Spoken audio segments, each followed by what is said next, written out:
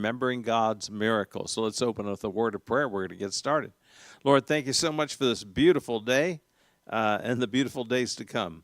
We thank you, Lord, for your what we're learning about just exactly how those that lived through the American Revolution, that founded our country, that gave us the Declaration of Independence, the Constitution, just what they saw in terms of your involvement with them. We thank you and praise you in your name, Jesus. Amen. Okay, here we go with week number 7. And I want to start with a quote from 2019. On 9/11, 2019, President Trump stated, quote, "Today we take a sacred vow. Today we take a sacred vow to remember our history."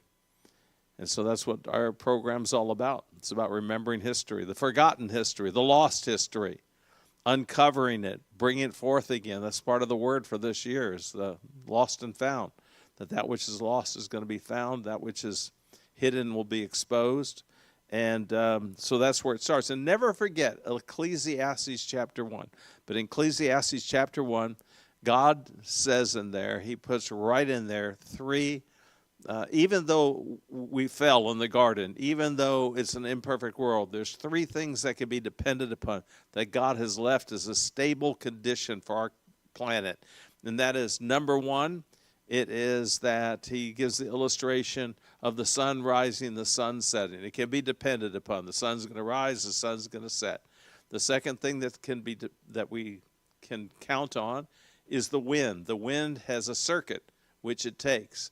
So we know that when we get a Santa Ana condition, it's going to turn opposite, come in the opposite direction.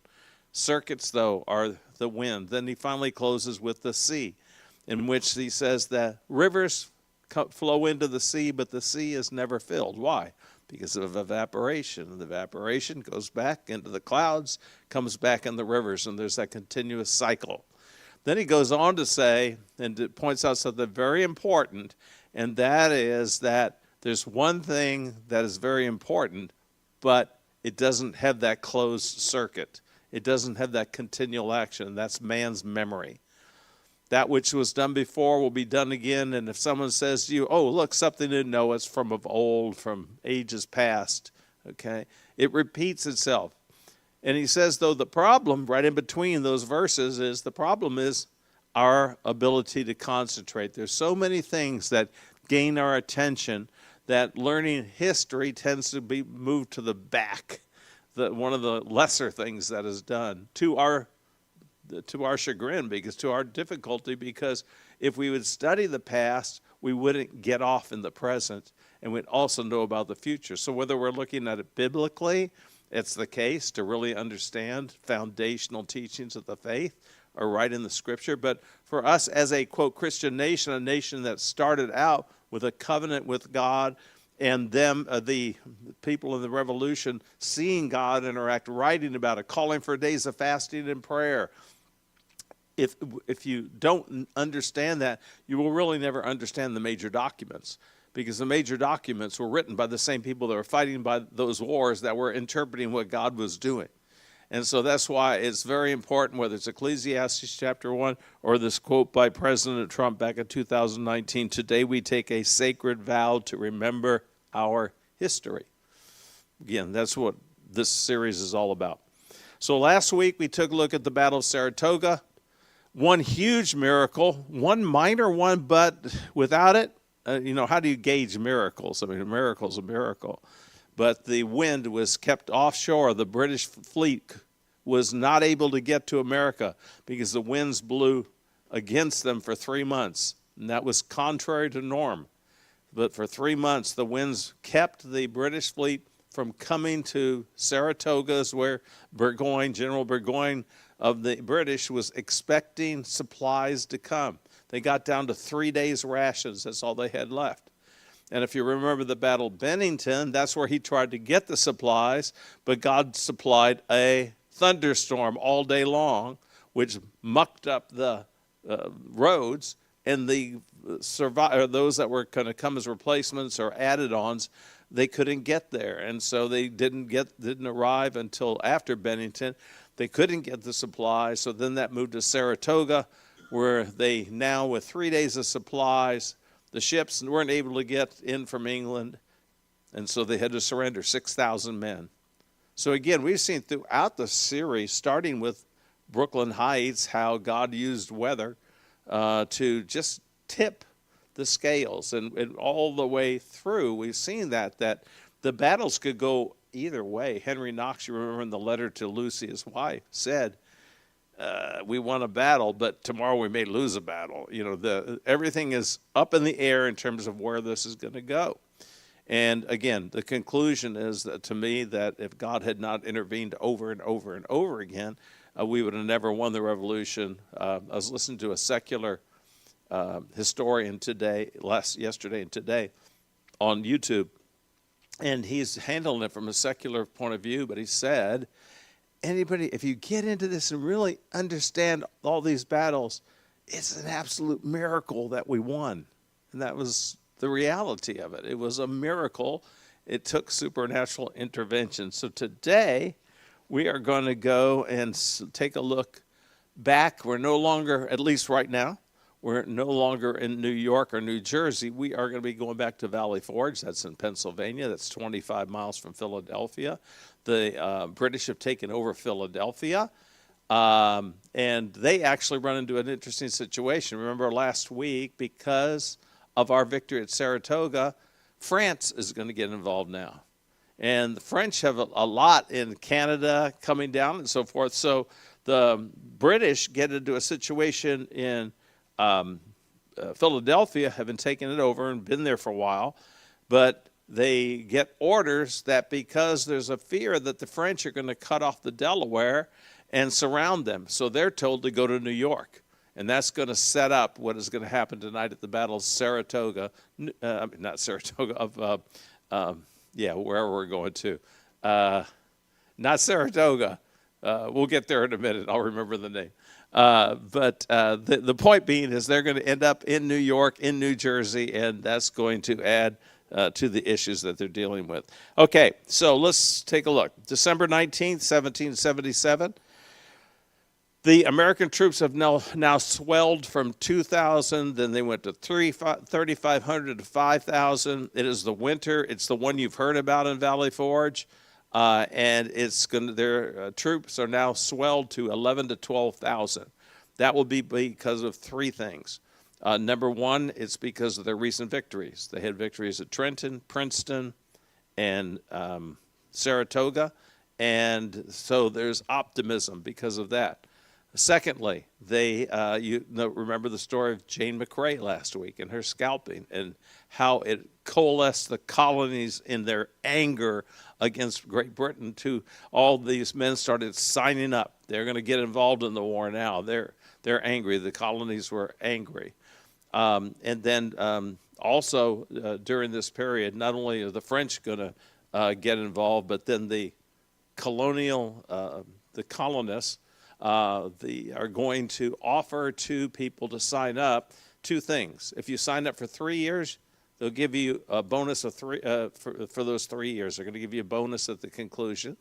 If you sign up for the remainder of the American Revolution, which nobody knew how long it was going to take, they would give you a grant for land. And so there was those incentives also. Okay, where we're going to end up is the Battle of Monmouth, New Jersey. But right now we're over at Valley Forge. Okay, so the ages of the American soldiers of those 11 to 12,000 range from 12 years old to 60 years old. They'll be made up of all ethnicities, meaning there'll be whites, there'll be blacks, there'll be Indians, all there in the camp with George Washington. And unfortunately, because of the battles before and how tough this winter is going to be, 2,500 soldiers will die in the camp. Not from any battle, just they're going to die. They're going to die from dysentery. They're going to die from typhoid fever. They're going to die just residually from what they've experienced to this point. You remember, well, I'll even read you a quote in a minute from George Washington that will speak of the condition. Let me give it to you now. Quote, this is George Washington writing, quote, No history can furnish an instance of an army suffering such uncommon hardships as ours has done, and bearing them with the same patience and fortitude.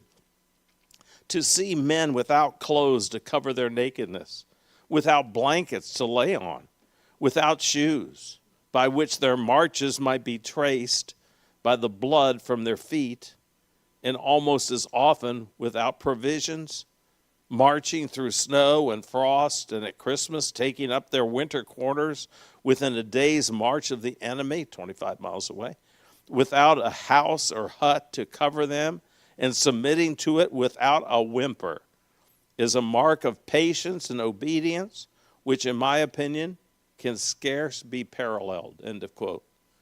Additionally, a committee from the Congress wrote, quote, feet froze and legs froze till they became black, and it was often necessary to amputate them. A Massachusetts man wrote, I have seen the soldiers turned out in such poor condition that I could not refrain from tears. It would melt the heart of a savage to see the state we are in, end of quote. Then once huts were finally built during that 6 months period, the Marquis de Lafayette, you remember now France is going to get involved, the Marquis de Lafayette stated that the soldiers' huts, quote, are scarcely gayer than dungeon cells. So that's the state of that winter. Okay, all the residual things from Brooklyn Heights being on the, escape during that time until now. I spoke with a man that used to go to the church. This is now probably a year ago, Victor Provencio.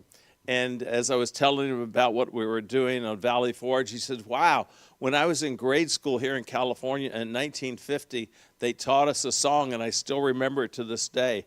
I'm not going to sing it for you. I'm going to tell you the words. Snow, quote, snow, snow, and cruel, bitter cold, and a sentry pacing through the long, bleak night.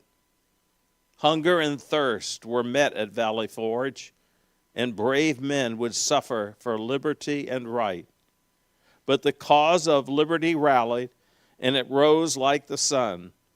Tyranny fell back vanquished, and the war was won. They shall suffer no more, neither thirst any more, these men who gave their all, and their memory still lingers in each true American soul. That was the song. So I tried, I put it into Google, the words and everything. It couldn't be found. That's one of those songs that's lost in time. General Washington was relentless during this winter campaign, not in fighting, but in trying to stick up for the soldiers, trying to get Congress to somehow get them more food, get them more supplies, because he was living with the men in the state that they were experiencing. Here's a quote. Washington's soldiers always knew where he was and what he was doing. From December to March, he produced hundreds of letters and official reports, all bent to one purpose, their welfare. On January 29th, he dictated a massive 41-page report on reforming the Army, not for him or Congress, but for the soldiers, and ultimately the American people. A sentry or courier passing by his headquarters on a wintry night might have seen all the windows dark except for Washington's, where the candle burned bright until the early hours. Hey, he was both a man of great courage. We'll see that again tonight on the battlefield, but he was also indefatigable. He was he had enough energy to do this continually, not only fight on the field of battle, but writing hundreds of letters during this period of time, trying to get Congress to help. Also, during this time, we have the emergence of his wife, Martha Washington. Martha Washington had to travel 10 days to be with her husband. When she arrived, she actively tended to the sick soldiers during that winter encampment. Additionally, she played a crucial role in boosting morale, managing her husband's headquarters, and knitting clothing for troops and organizing other women to help care for the sick and wounded in camp.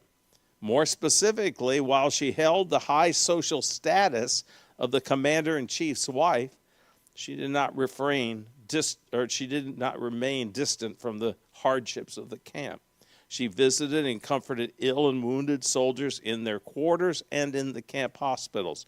Do you know what a camp hospital was back then? It was a tent, very limited supplies in it whatsoever. She brought food and medicine to those in need and organized the distribution of essential supplies. Additionally, she managed other women at camp, overseeing their efforts to nurse the sick and the wounded.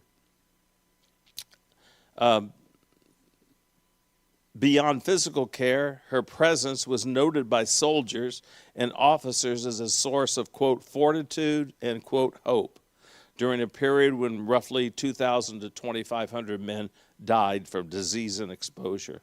Finally, she led a sewing circle to mend and knit clothes such as socks for the undersupplied troops. Now, I want a little diversion here because we're going to go to France. Benjamin Franklin was over in France. He was trying to get an alliance between the French and the Americans. And if you recall, I said last week, France and Spain, they're just sitting off the sides. Part of that was because back in concluding in 1863 was the 7-Year War, which is a war, one of the wars, between Great Britain and France, and Great Britain won handily, and France was still recovering. They were hoping that the Americans could stand up against the British, but they were keeping it afar. And again, they're about to come in because of last week. Last week, when the 6,000 soldiers of the British were surrendered at Saratoga, the French decided at that time, now they're going to come into the war. So Benjamin Franklin is over there, but here's another one of those providential, what I call God incidences. Not a coincidence, a God incidence. Because while he was there, he negotiated with Baron Friedrich Wilhelm von Steuben, through recommendation of the French Minister of War, to come to America to train troops at Valley Forge. Now, it was a miraculous thing that he was there. He was unemployed at the time, but I'm going to give you his credentials in a minute, and he was looking for employment. Von Steuben had spent years in the Prussian army. Prussia was Germany, included Poland, Russia, that area, okay? He was in the Prussian army and providentially happened to be out of work and in Paris when Franklin arrived to meet with the heads of state of France. On September 4th, 1777, Benjamin Franklin wrote George Washington. I'd never seen this letter before, but just in hunting, I found it, and I think it's really a key one. September 4th, 1777, Benjamin Franklin from France wrote George Washington, quote, "Sir, the gentleman who will have the honor of waiting upon you with this letter is the Baron de Steuben, Lieutenant General in the King of Prussia's service, whom he attended in all his campaigns, being his aide-de-camp, quartermaster general, etc. He goes to America with a true zeal for our cause and a view of engaging in it and rendering it all the service in his power. He is recommended to us by two of the best judges of military merit in this country, Mr. Lecomte de Vergennes and Mr. Lecomte de Germain, who has long been personally acquainted with him and interest themselves in promoting his voyage." What he means by promoting his voyage is that the French paid for him to come over here. And that's because the French were now looking to engage, and they knew this gentleman. They had heard, obviously, the state of the American army and felt that he could really add something to the Americans' cause. So they paid for him to come over here, and von Steuben wanted no money. He never received money for what he did. He only just wanted to be in the camp, be with them, get fed, have a place to stay, because he was really felt strongly about this American liberation. Okay. Oh, and the French were interested in promoting his voyage from a full persuasion that the knowledge and experience he has acquired by 20 years' study and practice in the Prussian school may be of great use in our armies. I, therefore, cannot but recommend him warmly to your excellency, wishing that our service may be made agreeable to him. So that was Benjamin Franklin's letter that actually came with Steuben to Valley Forge. That's where he'll meet him. I took a little bit of, because of a lack of information on Steuben, I took from basically an encyclopedia some information about him. I just want to read it out of what they said there. Born into a military family, Steuben was exposed to war from an early age. At 14 years old, he observed his father directing Prussian engineers in the 1744 siege of Prague. At age 16 or 17, he enlisted in the Prussian army, which was considered the most professional and disciplined in Europe. During his 17 years of military service, Steuben took part in several battles.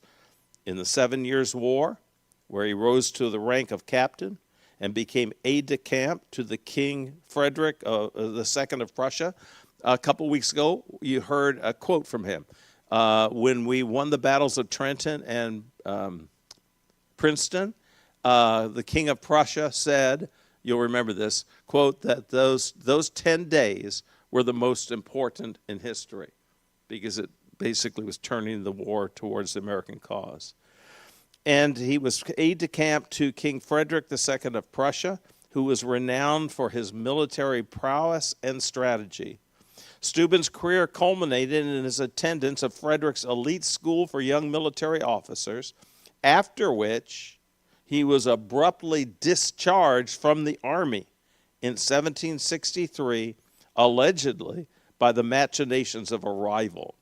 So someone turned in a bad report on him, and whether it was true or false, but I like this because he's going to become so instrumental in the American Revolution. And my experience has been when people get a bad deal, God just loves to promote them, just loves to work in their lives. And that's what's going to happen with Steuben. Steuben spent 11 years as court chamberlain to the prince of a town I can't even pronounce, a small German principality. In 1769, the Duchess of Württemberg, a niece of Frederick, named him to the chivalric Order of Fidelity, a meritorious award that conferred the title Freiherr, or Free Lord, in 1771. His service to the small town earned him the title of Baron.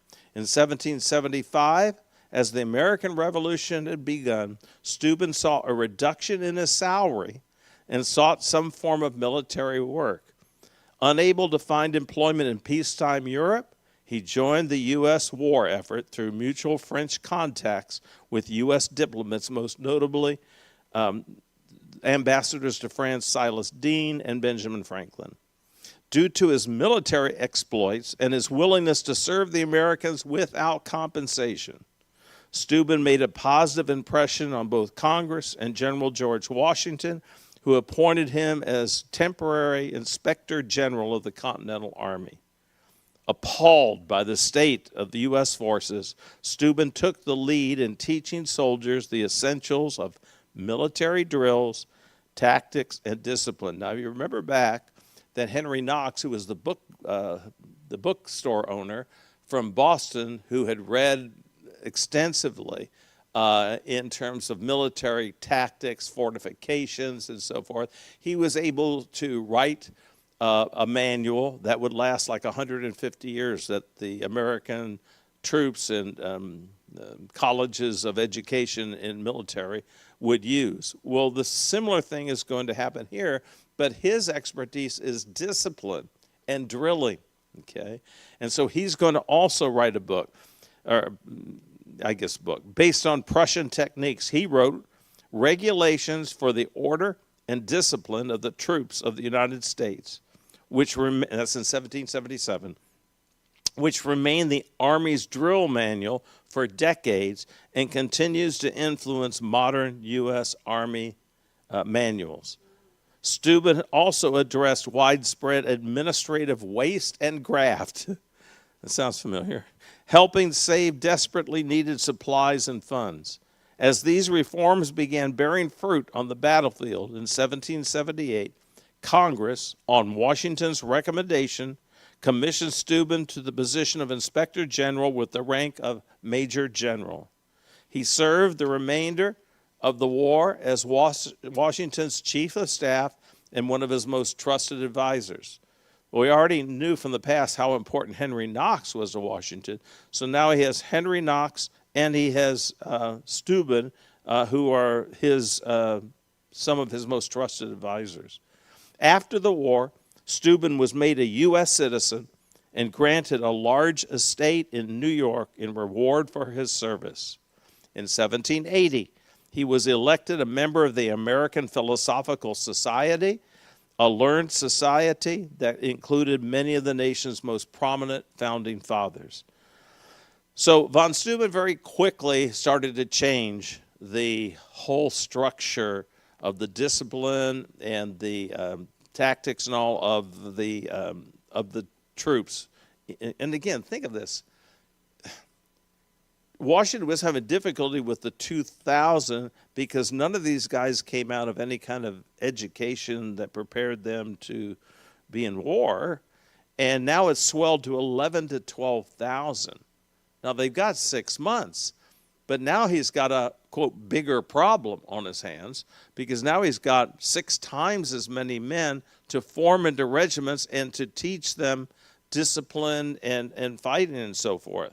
So von Steuben quickly makes a huge positive effect on the unorganized American soldiers and turned the undisciplined and suffering soldiers into the formidable army that would send the larger British army packing at the Battle of Monmouth, New Jersey.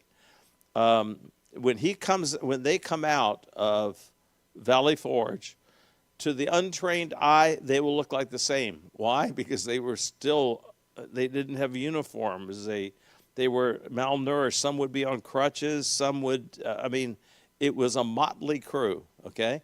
However, as they began to march, there was something noticeably different. Because of what von Steuben was able to do in 6 months, they marched in formation. They had a positive step to their cadence, and that was twofold. Number one, von Steuben. Number two, because the men knew now that France was entering in the war on behalf of the American forces. Okay, we have 4 stamps we're going to get tonight, and then we're going to get back to this. But let's look at these. Actually, you're going to get 3, because the ones that I expected or hoped would be here on time, I only got 6 of them. I had to buy from 5 different stamp dealers. The one up on the top left, which is von Steuben. I didn't even know that stamp existed till just a short time ago. So we're going to get a 4th one, but the first one you're going to see up the right, probably the second most famous picture of George Washington, first being crossing the Delaware, okay? The second being him in prayer at Valley Forge, and I'm going to read to you a letter in a moment of the person that saw him in doing this, praying. So on one side of it's going to be George Washington, and then you'll have Martha Washington, okay? Then we're going to talk about Molly Pitcher, and then finally we're going to have a stamp for von Steuben, but you're going to get that next week, or if you're not here next week, we'll get it to you one way or another, okay? I'm just sharing that these are, and by the way, these stamps, von Steuben's is from 28. George Washington is 28. Molly Pitcher is in the same period.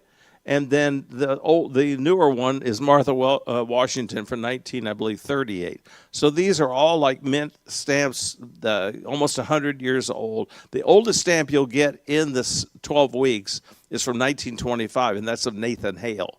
And we will get that stamp during Benedict Arnold. And when Benedict Arnold attempted to turn George Washington over to the British forces, but that will be coming later. It was during these Valley Forge trials. Think about it for a second.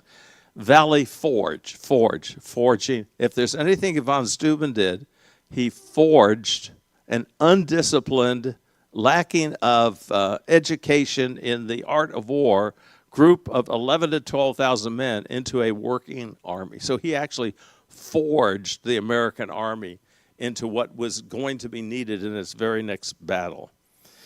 It was during these Valley Forge trials that General Washington sought the Lord in earnest.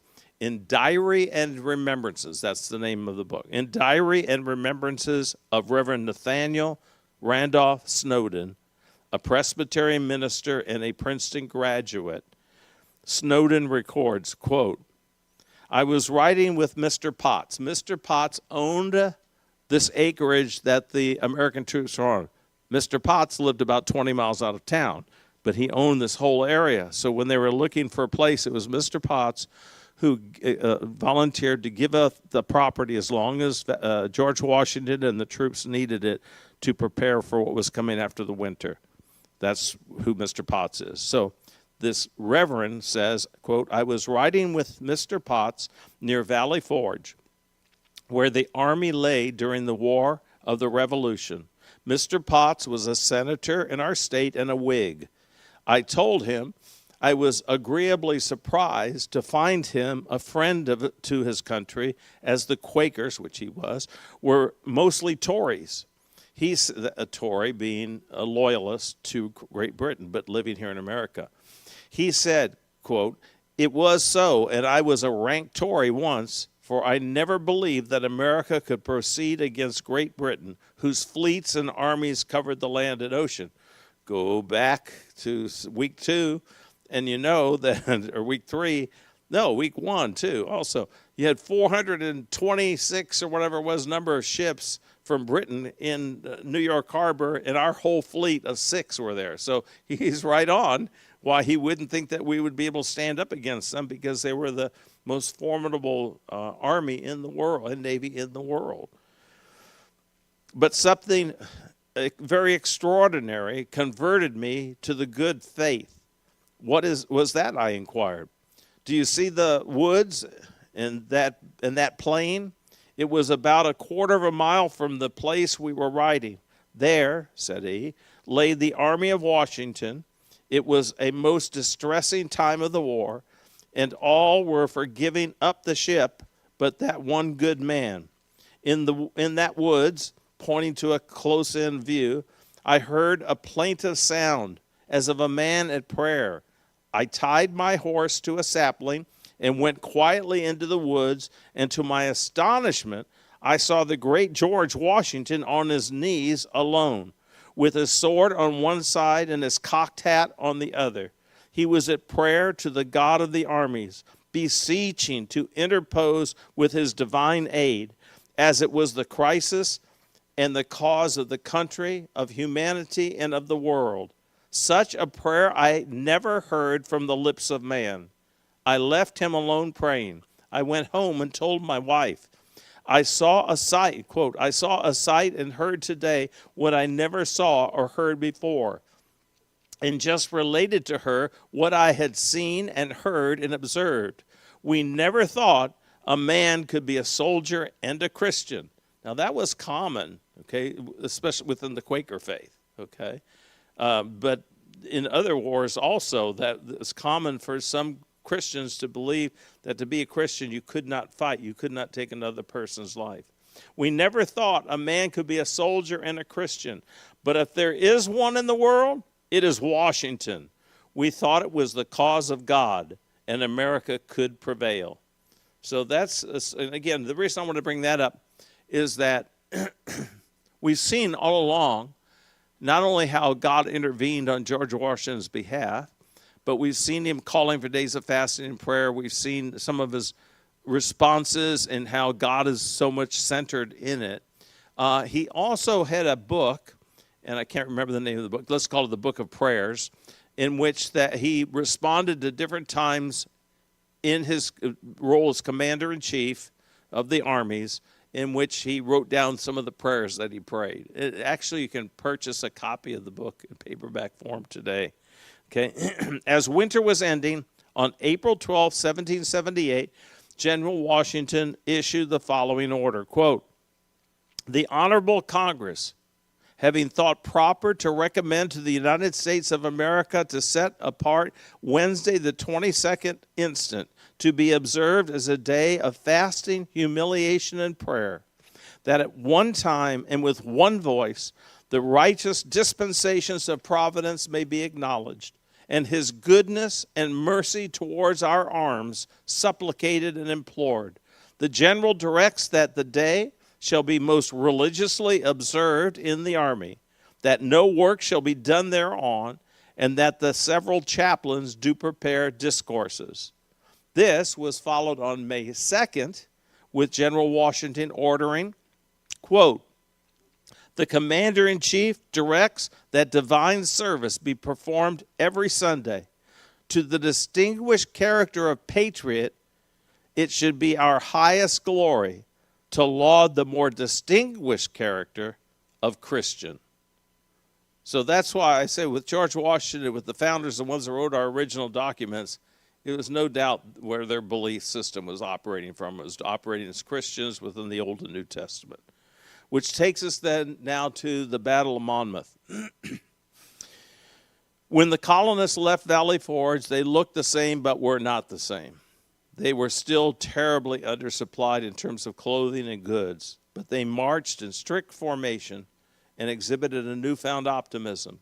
This was a result of Steuben's work with them concerning formations and discipline, and the word from Europe that France was coming to help the American cause.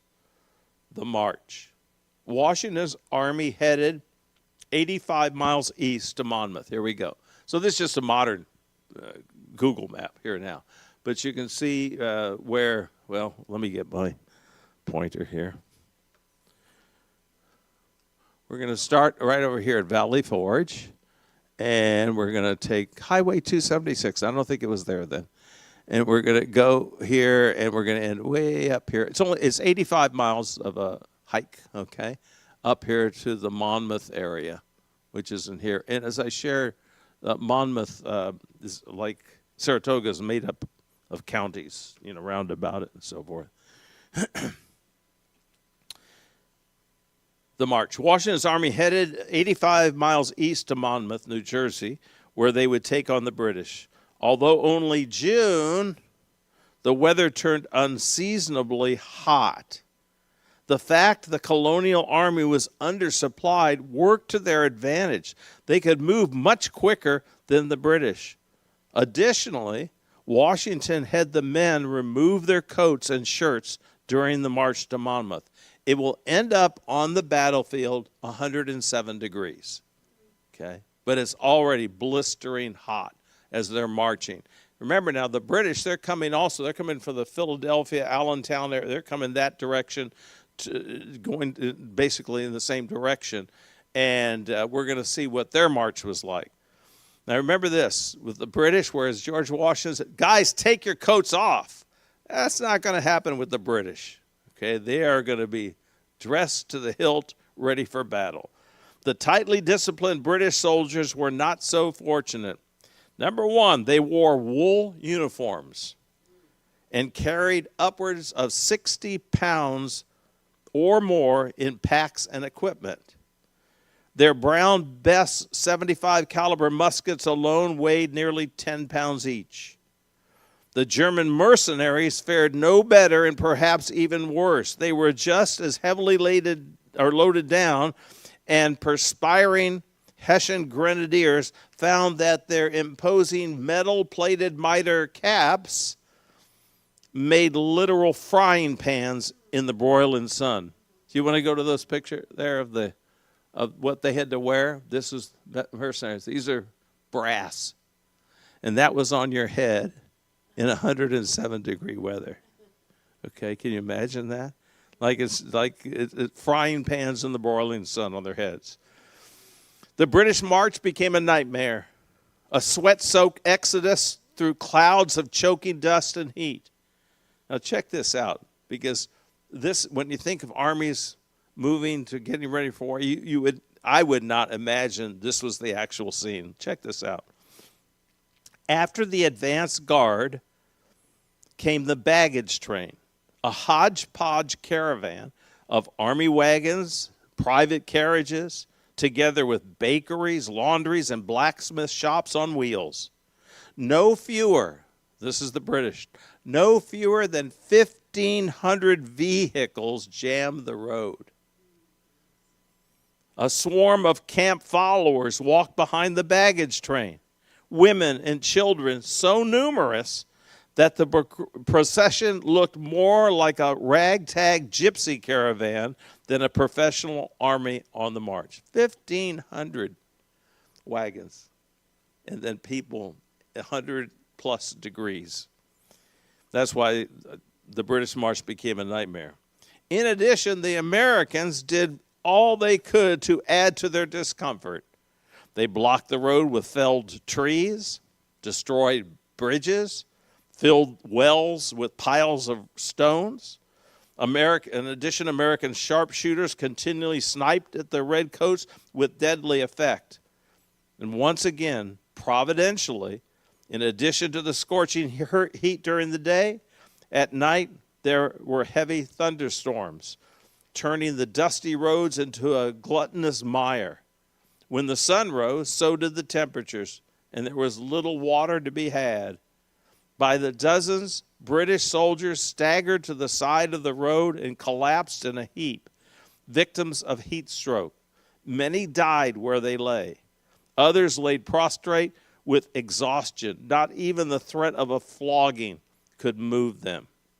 And then the battle begins. June 28, 1778, General Washington engaged the British at Monmouth, New Jersey. The Battle of Monmouth was the first battle led by General Washington since the winter of training under Baron von Steuben. Despite being outnumbered and facing a seemingly superior enemy, the American army managed to hold its own and even inflict more casualties than it received. This was seen as a testament to the training and discipline instilled at Valley Forge. As for General Washington, scenes of the Battle of Princeton reappeared during this war. In other words, if you remember, Princeton is where General Washington got on his horse, his white horse, and rode out onto the battlefield because General Mercer had been killed. His men were disheveled. Some of them were retreating. Others didn't know what to do. And General Washington 3 times tried to get their attention, to get focused, couldn't do it. So he rides out on his horse about 30 yards from the British and turns the back end of the horse to the British and faces his own men and says, "Fire!" So the fire is coming from. So that's how courageous George Washington was. The same thing is going, or a similar thing is going to happen right now.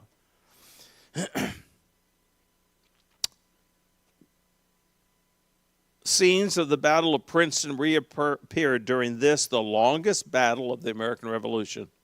The artillery duel was one of the heaviest of the war, with cannonballs coming so close to Washington that his uniform was splattered with mud from near misses. Washington exposed himself constantly during the fight, and the thick clouds of gray-white powder smoke that usually shrouded 18th century battles was his only protection from the enemy. At times, he was only 20 to 30, not yards. At times, he was only 20 to 30 feet from the British line. His magnificent white charger, worn out by travel and heat, died from the effects of sun and was replaced by a chestnut mare. The Americans forced the enemy to retreat, and General Washington's reputation again grew, and that of the American army grew. This is also where the story of Molly Pitcher begins. Let's go ahead to the picture of the monument in Carlisle, in the cemetery in Carlisle, Pennsylvania, to Molly Pitcher, and then you see her real name down there, Mary Hayes was her actual name. Oh, there, that's good. Yeah, that's a larger one. Molly, Mary Hayes, and her husband lived in Carlisle, Pennsylvania. He was at Valley Forge that winter of 1777 as a member of the American Artillery. When the American Army left to engage the British at Monmouth, Molly went along. And this was typical. There was lots of women that were with their husbands, okay? And as evidenced by that description of the British loyalists that were following after the British troops. Molly went along with other women, including Martha Washington. It was extremely hot and humid, and many of the soldiers were fainting from heat exhaustion. It reached 107 degrees. Nearly 100 soldiers died of heat exhaustion in this battle. So this is an addition to the British that were dying along the way, especially the Hessian soldiers with those metal hats on their heads. Mary, as well as other women, ran out onto the battlefield carrying pitchers of water for both the exhausted troops and for cleaning the artillery cannons. The men would yell to her to bring water, and this is where the title of Molly Pitcher originated. When Mr. Hayes, her husband, was injured in battle and carried from the field, Molly grabbed the ramrod in her hand and took over her husband's position at his cannon. As she stepped forward or over with one foot for a cannonball to put in the cannon, leaving the other foot in place, one of the enemy's cannonballs flew between her legs and tore off the bottom of her skirt. Molly Pitcher responded, "Well, that could have been worse," and went back to loading the cannon. Private Joseph Plum Martin recorded the event in his memoirs, stating, quote, "A woman whose husband belonged to the artillery and who was then attached to a piece in the engagement," a piece is a cannon, okay, in the engagement, attended with her husband at the piece the whole time. While in the act of reaching a cartridge, let's try that again. While in the act of reaching a cartridge and having one of her feet as far before the others as she could step, a cannon shot from the enemy passed directly between her legs without doing any other damage than carrying away all the lower part of her petticoat. In the 3 o'clock service, Chris trumpeted out, "She surely skirted that situation." Good job, Chris. After the battle, General Washington asked about the woman. So it drew General Washington's approval. After the battle, General Washington asked about the woman whom he had seen loading a cannon in the battlefield. In commemoration of her courage, he issued Mary Hayes a warrant as a non-commissioned officer. Afterwards, she was known as Sergeant Molly, a nickname that she used for the rest of her life. Following the war, Molly moved back to Carlisle. Her husband died in 1786. She then earned her living as a general servant for hire, cleaning and painting houses, washing windows, and caring for children and sick people.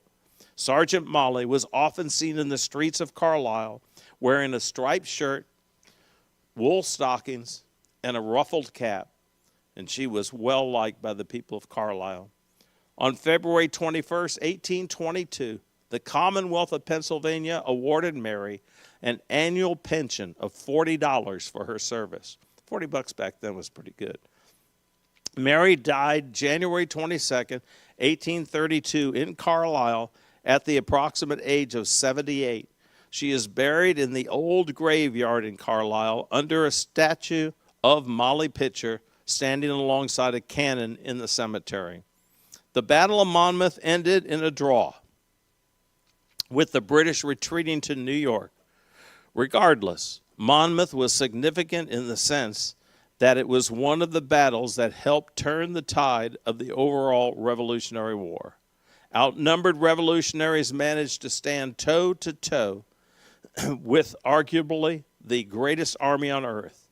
George Washington's earnest prayer was answered when an out-of-work German military instructor providentially met Benjamin Franklin in Paris and volunteered to travel to America and train the American troops free of charge. And a New Jersey girl, remember that, and a New Jersey girl named Molly Pitcher fulfilled Thomas Paine's prayer. You remember the book, American Crisis, that George Washington read to his troops when he was afraid they were all going to go back home. And he read it to him. And at the end of what I read was this quote from that book. Quote, "Would that heaven might inspire some Jersey maid to spirit up her countrymen and save her fair fellow sufferers from ravage and ravishment." So both prayers were answered. A New Jersey girl, and then also what they needed most at Valley Forge. And that was someone to come in that understood discipline, understood tactics, techniques, and so forth, so that the American 11 to 12,000 troops could be placed into an organized army. Okay? All right, before you have any questions, let's go ahead and pull out the Remembering God's Miracles Week 7 summary, which I forgot to read week 6 in here in the second service last week. Sorry about that. Forgot it. Here we go. Everybody should have one. Stu, you need one? All right. Anybody else need one? That's all right. And Patrick needs one back there. Good. Yep, it's week 7. Here we go. All right. Following the victory at Saratoga, attention moved back to the winter of 1777 at Valley Forge. Washington's troops swelled in numbers to between 11,000 and 12,000 soldiers. This was a result of morale-boosting victories at Trenton and Princeton and Saratoga. Also, Jane McRae's horrific death that coalesced the colonies' focus to wanting to get in the war and get away from Britain, and cash land offers for lengthy military commitments. The providential meeting and then current unemployment of Baron von Steuben radically changed the American Army during the brutal winter of 1777-1778. He served directly under George Washington's command. Point C, Martha Washington offered hope and tenderness to the more than 11,000 troops, of which over 2,500 died that brutal winter at Valley Forge. The Battle of Monmouth, June 28, 1778.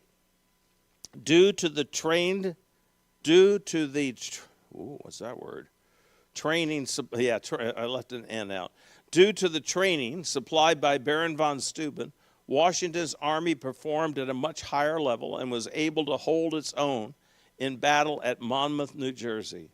Molly Pitcher demonstrated courage that drew the attention of George Washington, which would lead to her becoming a non-commissioned officer in his army. Her reply, "Well, that could have been worse." Oh, that's misspelled. I must have been late at night when I wrote this. It should be a B. Change that F into a B. That could have been worse. As a cannonball rolled between her legs, didn't cause her to flinch as she went back to preparing her injured husband's cannon for firing. Once again, the value and fortitude of women in our American Revolution stood out. Lucy Knox, Martha Washington, Molly Pitcher are only a few of patriots' wives who were valuable on both the home front and on the field of battle. Questions or thoughts?